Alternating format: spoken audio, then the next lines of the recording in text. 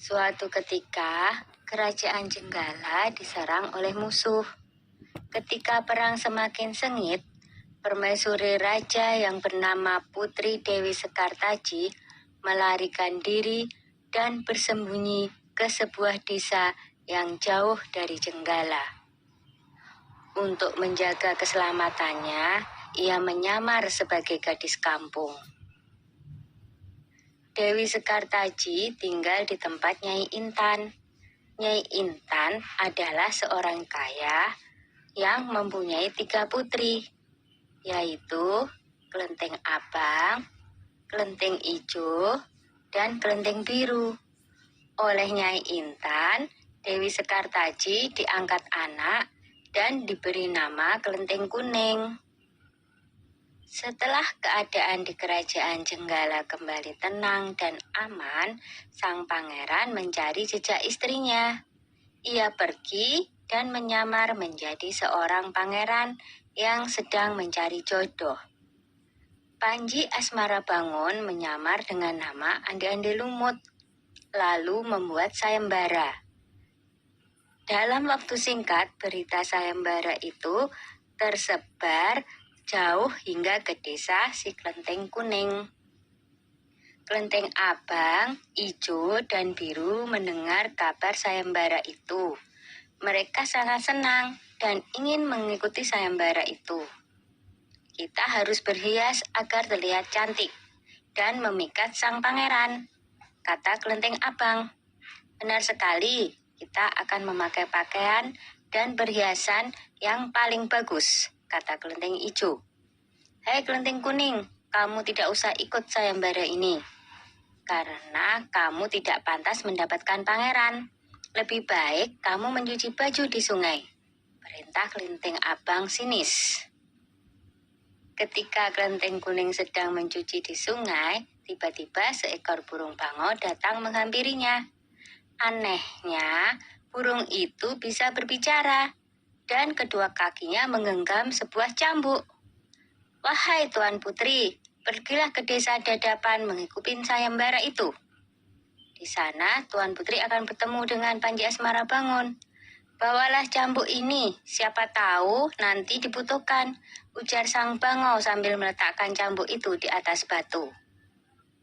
Burung bangau itu lalu terbang ke angkasa dan menghilang sebelum Kelenteng Kuning menjawabnya. Kemudian Kelenteng Kuning kembali ke rumah dan berangkat menuju desa Dadapan.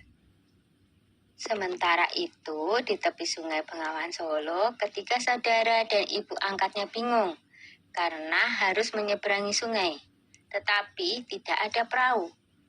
Bagaimana cara kita menyeberang, Bu? Tanya Kelenteng Ijo dan saudarinya. Lalu mereka melihat seekor kepiting raksasa. Kepiting itu adalah Yuyu Kangkang, utusan Ande-Ande Lumut. Dia diutus menguji para peserta sayembara yang melewati sungai tersebut. Hai kepiting raksasa, maukah kau membantu kami menyeberang sungai? Pinta Kelenteng Abang. Yuyu Kangkang tertawa lebar.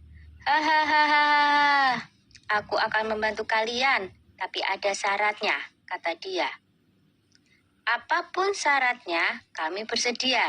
Yang penting kami bisa menyeberang, jawab Kelenteng Abang. Kalian harus menciumku, kata Yuyu Kangkang. Dan mereka pun bersedia memenuhi syarat si Yuyu Kangkang. Kelenteng Kuning tiba di pinggir sungai. Yuyu Kangkang mengajukan syarat yang sama. Tetapi Kelenteng Kuning menolak. Dia tak ingin mengkhianati suaminya. Berkali-kali Kelenteng Kuning memohon, tetapi Yuyu Kangkang tetap menolak. Akhirnya Kelenteng Kuning memukulkan cambuknya ke sungai, dan seketika itu air sungai Bengawan Solo surut. Melihat itu, Yuyu Kangkang ketakutan dan segera menyeberangkan Kelenteng Kuning, bahkan mengantarnya sampai ke desa Dadapan. Sayembara pun dimulai. Secara bergiliran, Kelenteng Abang dan adik-adiknya menunjukkan kecantikan mereka di hadapan Ande-Ande Lumut. Namun, tak seorang pun di antara mereka yang dipilih oleh Ande-Ande Lumut. "Ampun pangeran, hamba mohon, terimalah salah satu putri hamba," iba Nyai Intan.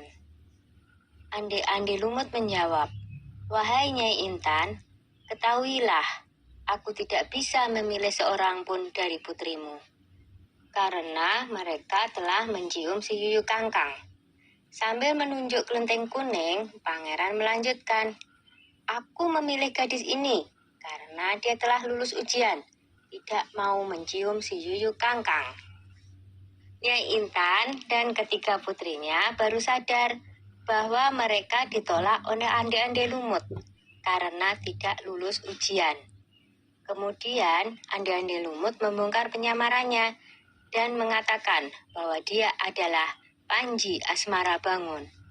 Kelenteng kuning sangat bahagia karena bertemu lagi dengan suaminya.